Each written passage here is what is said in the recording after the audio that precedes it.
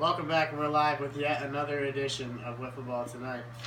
I'm back, Ryan Carriger, John Slocum, Hector Vargas, and Alex Tathopoulos are here as we begin another edition of Wiffleball Tonight. Hector, take us away. Alright, so we're going to take you guys through the power rankings from 9 through 1, show you guys what we think here. We're going to start with the Hammerheads. Hollyhock, 1-7. What you thinking? Hammerheads 0-2 this week. You know, just you're not seeing the offensive production. You know, middle of the order guys just really not producing. Defensively, not much better. I think they just got to find bats on balls. You know, just got to get guys on base, work on getting them over, getting them in. Just back to the fundamentals for the Hammerheads, really. I agree with you, and I think consistency is the other big key if you're a Hollyhock Hammerhead player. They have guys that are taking off days, not showing up in the lineup in back-to-back games, and I think that's hurting them from a standpoint. Got to find the number one pitcher for sure. They're going from Hunter, best pitcher on the team, I think, other than Buzz, and then they're putting Stamsky and Vinny out there. I mean, you gotta pitch one pitcher. Up one, and you might as well put a sign out. I mean, they could sign a free agent, right? What, they got 5? I mean, they got 6, I guess. They can cut one, I guess. Is that allowed in this league? I don't think so. Well, he's on the board. Can't do anything about that. Alright, enough about the Hammerheads. Let's move over to the Foxes, who give them a close run for the 9 spot. Well, it's 2-6. They started off 2-2 and losing. They're spiraling. Straight. Their owner, Damien Wright, has actually already sold the team. He already sold them for a bag of pizza flavored combos, folks. It's a deflated organization. It starts they don't have a solid. They don't. I mean, what's Damien batting? Like 100? He's in like 120. You know, varsity baseball. And player. how can you blame your team when you're producing that? I mean, I understand if you're hitting like 500. You can't even get balls on bats. No question about it. The top players aren't performing. Our next team, number 7, is Big Dippers at 7, I believe. Yeah. I know. I think the Big Dippers could be higher. They've shown the pop. You saw today, Derek Ogie 4 home runs in a single game. I believe that is a record in this league. That's correct. You saw what they did against the Foxes today, I believe, or was that the Hammerheads they beat? The Hammerheads. Hammerheads. Boy, I like that. In the game of the week as well. They showed off at the game of the league. Yeah. That was a thrashing. In the game I do want to butt in here and say they were missing Joe Paul that game, and to be honest, they produced more without Joe Paul, the captain. I mean, Ogie and Cutie are freaks. I think Joe Paul's a great leader. You know, I don't think he gets enough credit. He organized. Well, as a leader, yes. He's got a great organization over there, and you know, if he can just get himself to figure it out, right? I think they could run through the Central Division. I think. Next team on our countdown is Conquistadors coming in at number 5. 6. 6. That's my fault. Beat the Lion Kings today, though. What do you guys think about that? I think Conquistadors are an up-and-coming team. They're in a tough division. They're in a big race right now with the Hooligans. So we'll see. There's a lot of ball to be played. I think they got probably one of the better chemistries in the league. Oh yeah. You know, you don't see any problems with them. They do complain a lot. They do complain about others, but they work well together. They don't have problems finding a pitcher. They seem to have the same batting order. Shout out to Riley Maloney tonight. Kid came way in the clutch against the Lion Kings. I mean, he hit, what was it, 2 bombs? Top 4, need a dinger. Call your man. We're going to move over to number 5. The Hollyhock Hammerheads, who we had, you know, they were number 1 Hooligans. after... Yeah, the Hooligans, thank you. Number 1 after the season in 2016, and they've slowly sliding down. I would just like to begin and say that after a couple of tough losses last week, visibility was low. Came out this week firing, was able to top the Foxes 6 runs, just what we needed. And then we played in the game of the week against the Poker Chips. I'm interested to see what the league does about that Joe Cohen play at home plate. We might have to see. He was safe by a Come on, tell him he was safe. There were about 5 to 6 green umpires that came out quick to say safe. But I mean, what did you think? There was never really an explanation. Did you think he was safe? There was never an explanation given.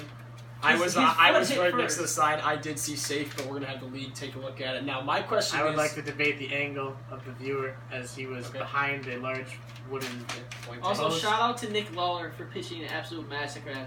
You strike out Joe Carey twice. It don't matter if it's in the dark. My question is though, Nick with Mullen the Hooligans, doesn't scare anybody. why do you think, Greg? Why do you think we see so many night games from them? I mean, it seems every week, they're game 6 and 8, game 5 and 9. Strength of schedule is another thing you talk about. Mm-hmm. You have to factor in the conditions, the games. Of course, the other team is under the same conditions, so that's not a great excuse. Other than the I fact think we need that some just better lights at Brown Body Stadium. More wiffleball comes out of games being played past 8:45. But it's nothing you can do. I think we should start earlier, but that's just me. We'll see about that. Let's take it over to number 4. Yep. Hippos at number 4. 1-1 today. My biggest thing, guys, we talked about it. Antonio, no Antonio. You saw game 1. Lion Kings kind of smacked them around a little bit. Ran through. So yeah, I don't know. Is that they the also trend missed you think Mulcahy, we're going to see? They were missing Mulcahy as Which well. I want to say that was conspiracy put up by the board. They moved the game up to a time they knew Mulcahy wouldn't be here. What are you doing? You got to comment on that. That was on me. I apologize on behalf of the commissioner board. I don't think the outcome would have been different, but I'm just saying you get the best batters. It was definitely a slugfest on the side of the Lion Kings. I think it could have been closer with Mulcahy on the mound. Will Johnson, I don't think he's going to be a pitcher. No. He even said that they were the best team in the league without Antonio. That is ridiculous. We proved that was wrong. He is their team. He is their team. No further comments. Move on to Latino Heat at number 3, 2-0 today. What did you guys think about that? 4-game win streak. This is an upstart team. I just want to point out, Brandon Giersack, shout out, the Stag kid. That hustle. I see the fire of like a young Pete Rose in his eyes. Like a Brad Marchand. Absolutely, the kid just hustles. He truly has done his time for the Wiffleball League, keeping the stats. Somebody's got to do it. He ran his time from home to third was actually unbelievable. This kid dove before he picked up the ball. He was at third. On a dead ball. He didn't even listen to the umpires. This kid just ran the play out. And, that's hustle. That's the kind of stuff you need in this league. You really do. He's definitely gonna keep people on their toes in the postseason, I think. Coming in, Poker Chips number 2, again 2-0 today. So I believe 4 in a row. Five in a row. 5 in a row.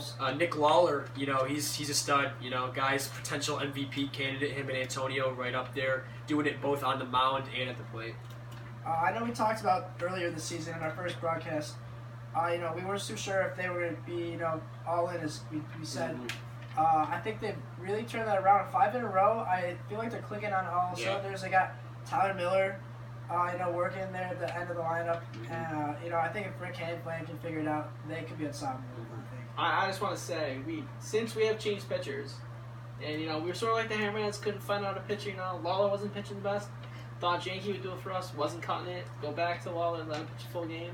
I think he's let up, I believe, 3 runs in the past 4 games. He's one of the best in the league. His balls are his throws are actually insane. He's probably got. He had Joe Carey swearing at the mound. He couldn't hit the ball. Best screwball in the league by far. I think he's probably one of the only pitchers with a pitch like that besides Deuce Johnson. And he's consistent. The guy, he doesn't give any walks. He doesn't walk anyone. We'll take it to our number 1. Lion Kings coming in at number 1. 1-1 today after beating the Hippos. He made a tough game versus the Conquistadors. Adam Berry really had a great game today. 4 for 6, 2 home runs. You saw the effort you guys saw over the fence. Didn't catch the ball, but it's great effort. He's not afraid of nothing out there. I just think he might be a bit too cocky throwing the ball when he catches it over the fence. I think that should be a fine. I don't know. We could look to investigate that. Yeah, that's gonna happen in this league. We're gonna have to talk about my highest level investigation wiffleball in upstate New York. You're gonna have to deal with players like that. He throws the bat behind his back, and just when he hits a dinger, the bat goes actually to the moon when he flips it. So the bat goes higher than the ball. Make wiffleball fun again. Make wiffleball fun again. And that's going to conclude our power rankings.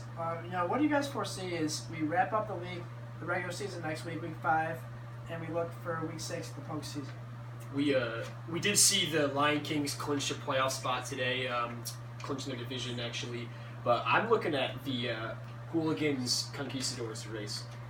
I'm really interested to see how that plays out. Who else is in both that teams division? could be. Yeah. Oh, never mind. I think that could be an interesting down the stretch. Rad, you got a comment on that?